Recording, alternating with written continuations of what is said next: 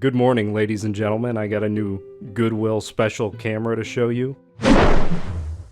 This is the Kodak DX3600 point-and-shoot camera. Little 2.2 megapixel thing from about the year 2000. And there's nothing at all special about this camera, except for the fact that my first camera was one exactly like this. That old one was lost to time. I'm not sure what happened to that, but I picked up another one. I actually shot my 7th grade yearbook photos on this camera when I should have been, doing a sport. To really put it through its paces, I took it to a local Cars and Coffee and just, basically used it in the way that you would use it 20 years ago. Just snapping photos of whatever's there, which happened to be cars, of course.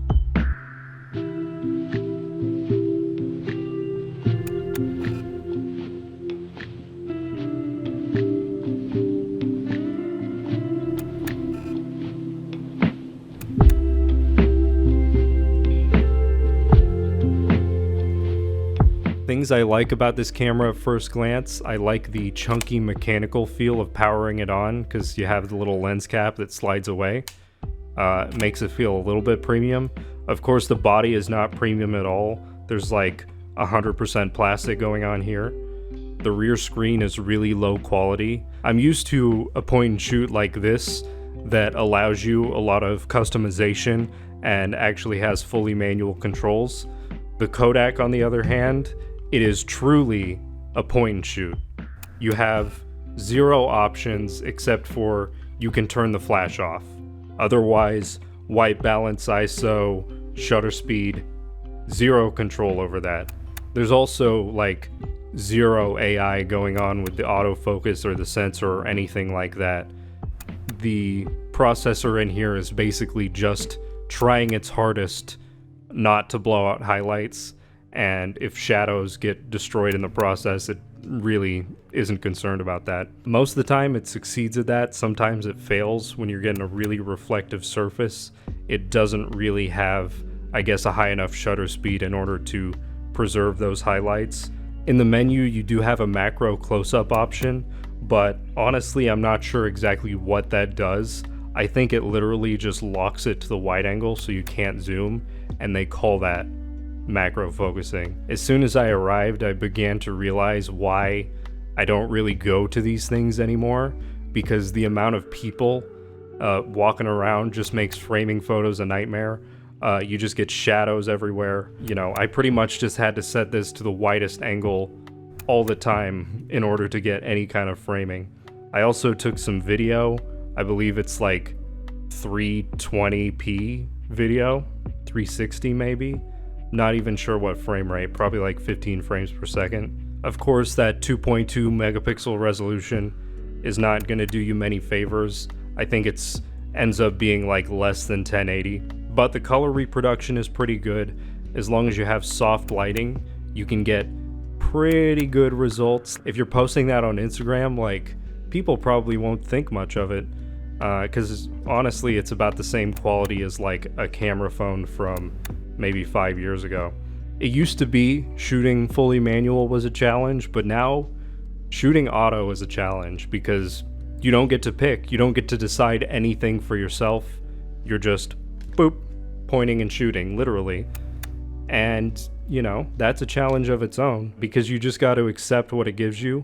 And I'm not going to edit these at all. They're just like crappy JPEGs, no raw options whatsoever. One odd little thing is that the dates in this menu actually stop at 2025. So I don't know what I'm going to do in 3 years with this thing. Inside you have the ancient compact flash card. This one is 128 megabytes and it won't take much more capacity than this. For comparison, I have a more modern 32 gigabyte compact flash card. And the write speed on this is literally almost the entire capacity of this card. It will write that in 1 second. Pulling photos off this little thing, it's such a nightmare. Like, there's so little data, and yet it takes like 30 minutes, an hour to copy it all off to the PC. And that might be like a weird Windows compatibility problem. Maybe if I put it in something older, it would be better. It does have something like 8 megabytes of internal storage, so you can put like 10 photos on the internal if you really want to. It actually did have some photos on there when I got it. And one interesting thing I saw was a lady like looking up the website and the online manual for this camera, which I thought was kind of entertaining. It's like a little snapshot of that era.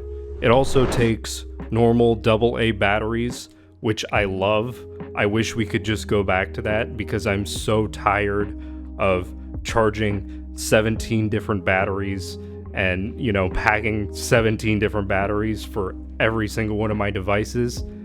Just slap some AA's in there, please. I mean, when I was trying to film this, my GH5 battery, I realized all those were dead. Would I recommend you pick this one up?